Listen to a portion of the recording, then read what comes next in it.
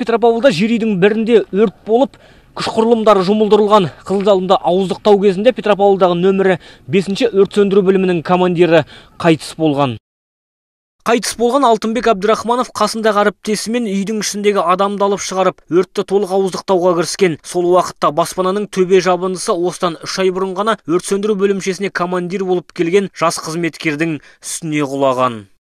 Потолочное перекрытие, Шатырдың жабындысы ауырлап кеткен соң құлап отыр. Қасында болған екінші қызметкеріміз көмек шақырған. Дегенмен Алтынбек Абдрахманов оқиға орнында бірден қайтыс болған. Ал өрт болған үйде сондағы тағы бір тұрғын қайтыс болған. С 1 января по 5 января. Жалпы демалыс күндері 47 төтенше оқиға тіркелді. Тағы облыс аудандарда 2 адам қаза тапты. Біреуін үсік шалған, екіншісі өрт салдарынан көз жұмды. Ал қайтыс болған өрт сөндіру қызметінің маманы Алтынбек Абдрахмановтың денесі жер қойнына тапсырылды.